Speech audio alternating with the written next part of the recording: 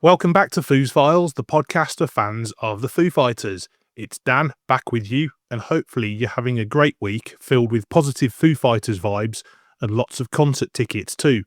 Because the announcement we were all waiting for came last Thursday. We got the new single, we got the tour dates, or at least some of them anyway.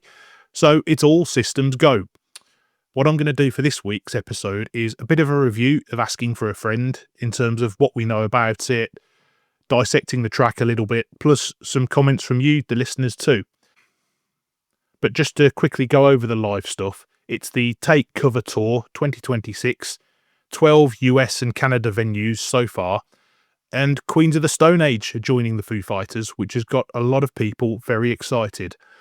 And there's the promise of more to come too. The official email from the band said, UK and EU stay tuned. So we wait with bated breath in this part of the world.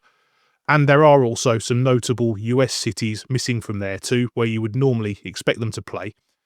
But you know what? There's plenty of space remaining in next summer's schedule, and we're expecting this to be full Foo Fighters World Tour mode activated now. The pre-sales started on Tuesday, so I do hope plenty of our listeners were able to get their tickets sorted. If you were successful, please do drop us a line, as I am planning to do another one of those group call-in episodes soon. So it'd be really good to get a few people together who are going to the shows next year. Anyway, on to the other part of last Thursday's big reveal, which was the new single Asking for a Friend. That dropped around the same time as the tour announcement, and it's back to heavy Foo Fighters, isn't it? My first impressions, it's broody, it's dark, and it's got some great changes of speed, which are integral to the song as well. I heard a description, if Wasting Light and In Your Honour had a baby, which kind of works. I can go with that, absolutely. Also heard comparisons to Tool in the heavy bits, which again, can totally see that. And it's got a trademark Foo Fighters bridge in it too, where the pace and power picks up, and a really kind of striking marching drum beat, which we now know was played by Ilan Rubin. One of the great debates among the Foo community about the band going forward is whether they would bring in a drummer just to be a touring member, with Dave kind of playing the tracks in the studio. But Ilan confirmed on Instagram that he did play on this track. And also the way Dave talks about him in the letter that accompanied the release is quite telling. I am going to talk about the production shortly, as there has been some negative reaction to that, which, if I were to give my completely honest opinion, I do agree with that. As much as I do like the song, and I'm really looking forward to seeing how it's reproduced live, I do share some of those reservations. Always hold my hand up and be honest, because I can't pretend I love absolutely everything that the band put out. But first of all, I wanted to just touch on what Dave said about the track in his latest note. Asking for a Friend is a song for those who have waited patiently in the cold, relying on hope and faith for their horizon to appear. Searching for proof when hanging by a wish until the sun shines again, one of many songs to come. Since our return to the stage in San Luis Obispo 5 weeks ago, we've been reminded of why we love and are forever devoted to doing this Foo Fighters thing.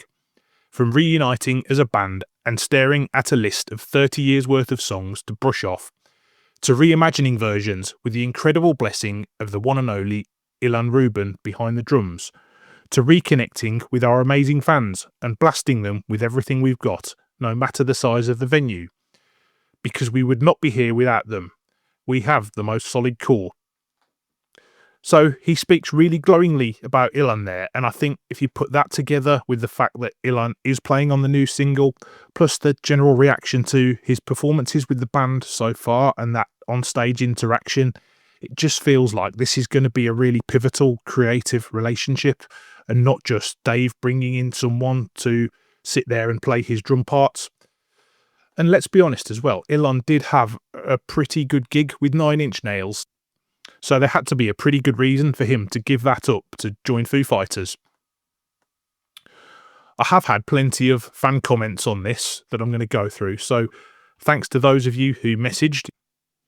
You might recognise some of the regular listeners and contributors in there. John War says, the new track is great and deceptively heavy.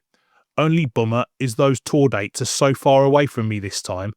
Hoping something in Boston is announced soon. Cheryl Feynman. Where to start? Heavy, raw, guttural. Grief and pain and hope and perseverance all wrapped up in face-melting, foorifical (new word) magic. Dave and those lyrics, damn, always hit you deep. In your honour style deep. I think it's fair to say Cheryl's a fan. Mia Lamarina, the tempo, together with the heaviness of the riffs, just do it for me. Dave grabbing me by the hand and taking me with him on a wondrous journey. Again. Sharon H. Barnett, beautifully hard. You can feel the angst.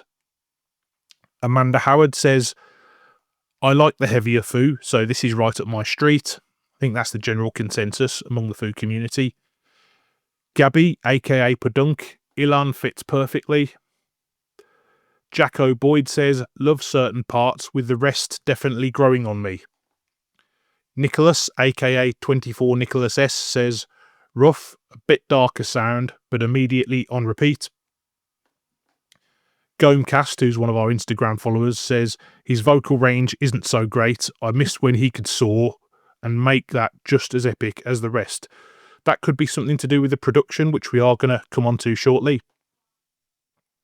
Lee Larson says banger through and through. And then Jim Freeman, who is a member of the Foo Fighters GB tribute band. Some nice riffs, feels a bit safe lyrically, hate the modern production on it. Hashtag audiophile.